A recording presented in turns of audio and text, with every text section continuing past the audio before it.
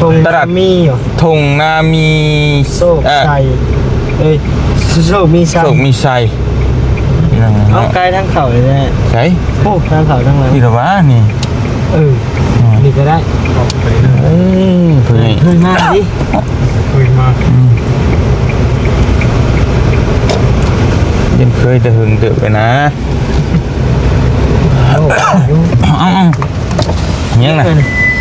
ยังไงปีรถชีพันไว้กับลูกตากเลยเจ้าก็ยังโอ้ยเนาะเล่นคอลุ้นๆแต่ย่านดีนี่จำเป็นบ่โอ้ยคือบ่เอาลูกนอนจำเจือน่ะโอ้ยบนโอ้ยตนเลยเนาะตายก้อนประจำหน้าเจ้าอยู่เนาะเอาไปเลยโดย5,000บ่ต้องทอนเด้อสุดเดียวซ้ายว่าซั่นน้องเนาะเข้าตลาดบ่ฮะสิเข้าตลาดพี่น้องเนาะได้ยินน้องนิวว่ามีของลึกลับหลายอยู่ในนี้ว่ะจักแล้วไปเบิ่งน้ำกันบ่พ่อบอกนี่เป็นรุ่นป้อใหญ่เถิดนี่แหละบ่ยาวบ่หุ่มบ่เฒ่าเจ้านี่ก็หาเบิ่งในมื้อนี้ก็มีอยู่เนาะ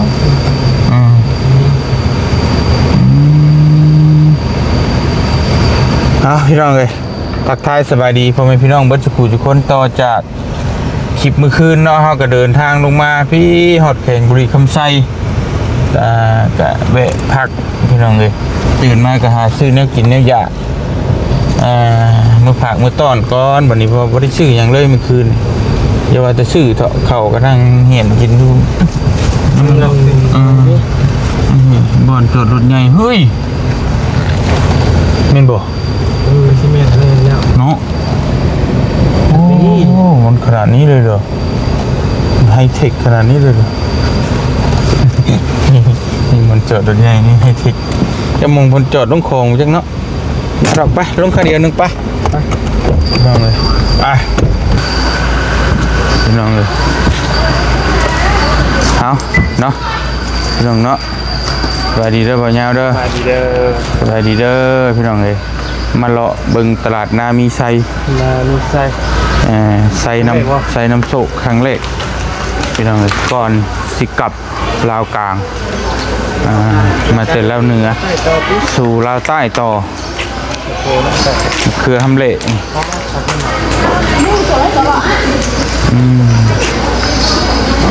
เอาทางไหนก่อนเฮ้ยพี่ก่อนป่ะพี่เลยก็วนโค้งพี่เลยก็เกี่ยวลงรถเลยไปเราไปทางไหนก็ได้เรา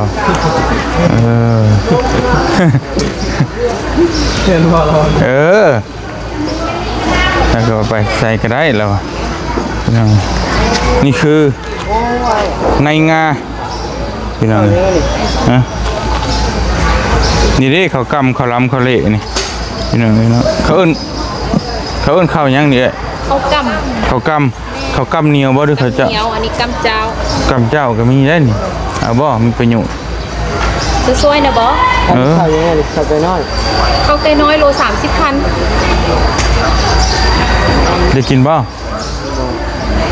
ฮะบ่มันอยู่ในใช่นี่น่ะเข้ามาได้คนปลูกได้ให้บ่ได้เส้นขวงข้าวไก่น้อยแล้วมาได้เส้นขวงพี่น้องเลยช่างเป็นข้าวไก่น้อยเนาะนี่ข้าวเหนียวบ่อันนี้ข้าวเหนียวตัวนั้นแล้วข้าวเจ้า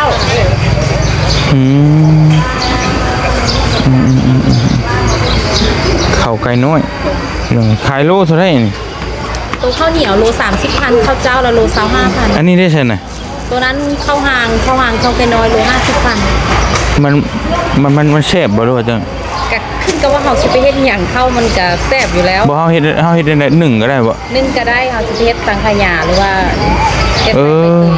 ลองเบิ่งจักโลเอาลองเบิ่งจัก2โลอ่ะ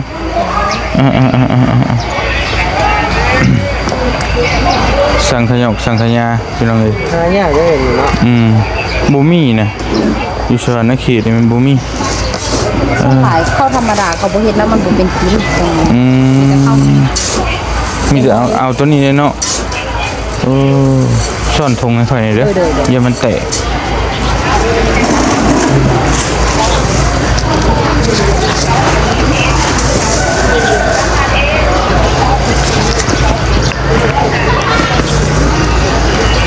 ข้าวไก่น้อยพี่น้องเนาะ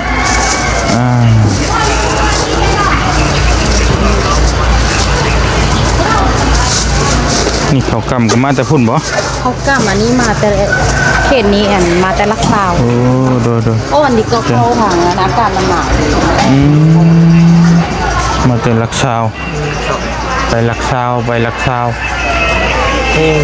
ไปขอบใจเอ้ย ไปเด้อ เด้อฮะทำไมตักแล้ว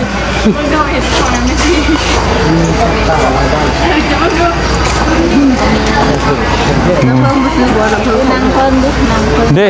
นี่กับปลาตลาด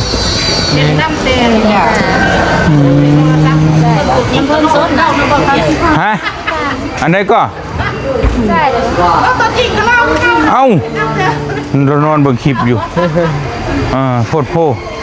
หากมาแต่ทำโดยโดยเอาเบิ่งคลิปทำผู้บ่โอ้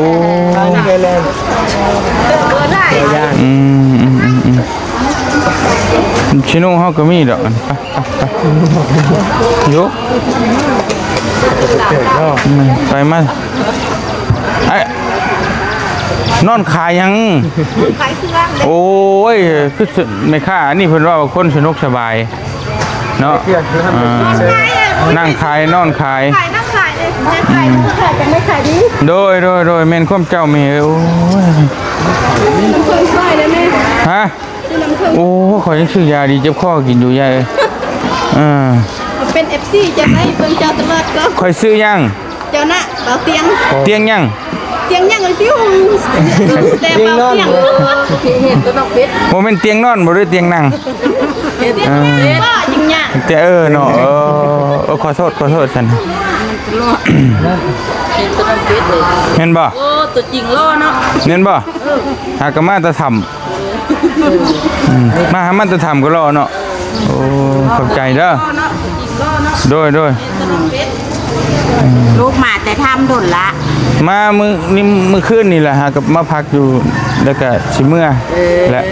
เอาเครื่องไปช่วยเพิ่นโดยขอบใจเด้อแม่เด้อเป็นเจ้าผลนายผลได้ลูกเด้อโอ้ยบ่อยากเป็นดอกไนนะแม่เอ้ยมีเงินหลายๆก็พอแหละ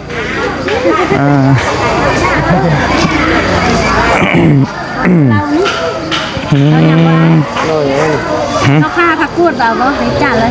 ผักกูดช้อมอ่อนๆแล้วดิผักกูดมันคือเราไต่เนาะเฮ้ยผักกูดเอาไปซุปไปแกงก็ได้เราฆ่านี่ดิจานละ3จานนะย่างพี่น้องเนาะบ่กล้ากินแล้วเด้อกี่ชื่อหยังซุปไปแกงก็ได้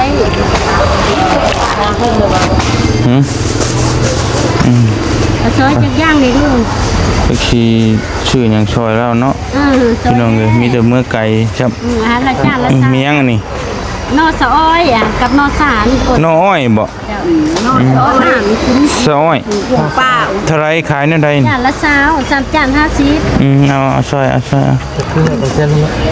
เนี่ยอาจจะเอิ้นบ่คือกันไว้ถึงได้อย่าไว้โดนได้หมอละได้เฮาสิแกงอยู่ใช่ป่ะนี่มันบ่มีหมออยู่ในรถลูกเป็นยังมือเดือนบ่อ๋อเพื่อมันสิฮอดเนาะบ่มีหม่องแกงอะไรบัดนี้เฮ็ดจังได๋อย่ามันเน่าก่อนยาใช่บ่เอาก็ยาสิแซ่บก่อนด้วยฮะเดี๋ยวย่าแล้วอยู่เฮือนเฮาก็มีอยู่แม่เองลูกเอ้ยนี่หัวขาด้วยแต่มันเป็นหัวขาใหญ่นะโอ้ยเห็นมาก็ได้ร่ำรวยเลยเห็นเดิน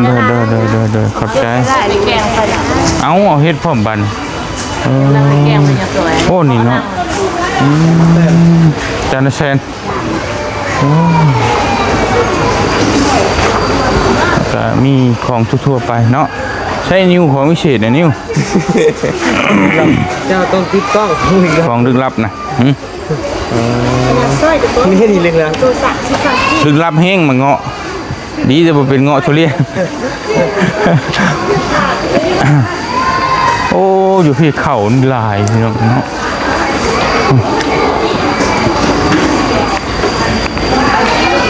โอ้มันจะเสียงมันจะเสียงขวางว่ะ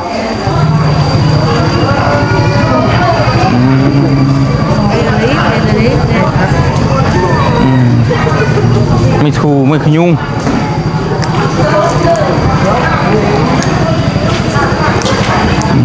เขาเปียกในตำนาน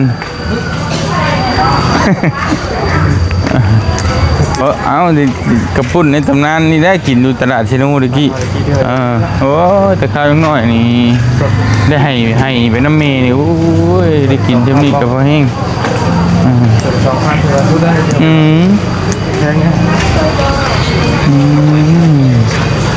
สิเด้ซอยน้องเอ้ยเอามากล้วยมาก ล้วยบ่เราขอโทษด้วยไม่เด้อโดเอาแม่10,000ฮะมี10,000โอ้กล้วยมาจะใช้แม่กล้วยอยู่ให้กล้วยธรรมชาติบ่แต่ธรรมชาติเอาธรรมชาติหนังสือในบ่ยังช่องวีก็ที่เขาโอ้เขาวิเศษอยู่สวรรณเขตบ่มีบ่สั่นโดได้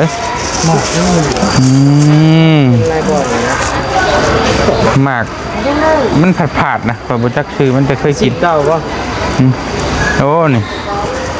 อันนี้งานจะมีบ่โอ้โธ่สร้างบ่แท้ขี้เล็บอ้ายนี่น่ะของอ้ายดูพี่อยู่เนี่ย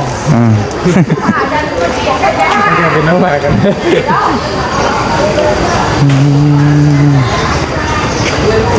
ตลาดขายของป่าพี่น้องแต่ว่าของป่าบ่จะครบเนาะอยู่ใช้นิ้วแต่เก่าอยู่วังไหน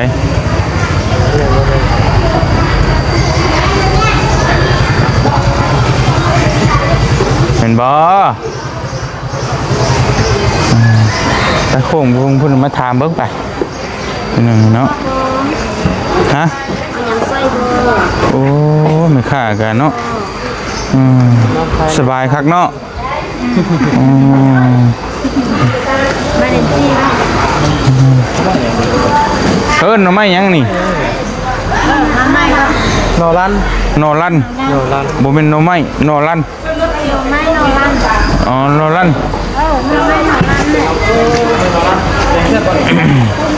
บ่เตียงค่ำบ่อันนี้ฮะบ่เตียงทองบ่เป็นท้องด้วยมารอตลาดโรงมีด้วยขอบใจเด้อมารอตลาดเด้อด้วยตลาดเจ้าบ่โดยโอ้เจอเจ้าของตลาดสบายดีเด้อเด้อก็ลงมาจะพุ่นแหละเอาเครื่องไปให้เพิ่นนั่นน่ะไปอันนั้นทำอยู่ทำไปช่วยเพิ่นก็ลงมาโอ้จะมันจับคนใจบุญเนาะโดยครับโอ้ยคนรอทางใจบุญใจดีอีกเนาะเจ้านี่เนาะโอ้ยเจ้าของตลาดย่องนะบัดโดยผมเป็นย่องเลยว่าคนจริงอันนี้นะโอ้ยโดยเอามารอดูให้เด้อก็มารอเบิ่งเห็นเป็นอะไรตลาดทุ่งน้ำมีของเฮามันเป็นอะไรมีของแปลกหลายของแปลกหลายบ่แม่นของแบบที่ว่ามันบ่มีอยู่ทางสวรรณเขตอ๋อโดยช่วงนี้อันแม่ค้าที่หาธรรมชาติมาขายเลยเดี๋ยวนี้ลงให้ลงนาเนาะเพราะว่าเฮาบ้านนอกดีอยู่นี่นะโดยลงให้ลงนาคาดว่าถ้าว่าเขาแล้วให้แล้วนานี่น่ากินธรรมชาติบ่โอ้อยู่ตลาดทุ่งน้ำมีของเฮานี่ฮะนั่นแหละอยากมาอยากได้ของธรรมชาตินะของป่าของดงนี่ของป่าของดงหลายๆเลยช่วงนี้มันบ่อยากมีปานใดช่วงนี้ขนาดยามเขาแล้วดำหน้าพุ่นเนาะดำหน้าแล้วแม่แหละบ่แล้วกินจับช่วงนี้ตอนแรง3 โมงหา4 โมงนี่โอ้ยเต็มเยอะเลยโอ้แม่นกำลังไปหาเยอะแม่นอันนี้เขากำลังไปหาอันนี้นะเป็นเห็ดพวกเป็นเห็ดอันนั้นเพิ่งเห็ดพ่อเห็ดอย่างนี้หลายอยากได้พวกหนูพวกอันนี้บ่กระหอกกระเตช่วงนี้ก็ยังอึดอ๋อเจ้าจนว่าห้วยหลายแล้วเฮ้ยมันบ่แม่นจะได้มื้อลาบกินนี่นะใช่ป่ะมากินเนาะโดยของป้าในช่วงแรงเนาะ แม่นช่วงแรกๆเลย อยากได้แต่ตัวหนูเนาะ โดย ตัวหนูละเดือน11 12อันลาย อืม ตัวหนูนะ ไปเสมือนอนก่อนนะจังมา ไป ไหม ไปนอนนะมาไหม เอาส โดยขอบใจเด้ออยู่ดีมีแฮงขอบใจ เอามาเยี่ยมยามคน โดยไปพี่น้องเนาะ แล้วคนไปหาของพิเศษยังไปดำหน้าอยู่พี่น้องเลยของลึกลับของลึกลับเนาะ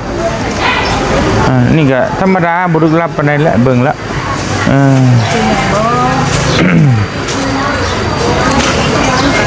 นี่ดึกลับนี่หูชี้กระเดยอยู่นี่บ่ไปก็ยังมีเลือดอันตราย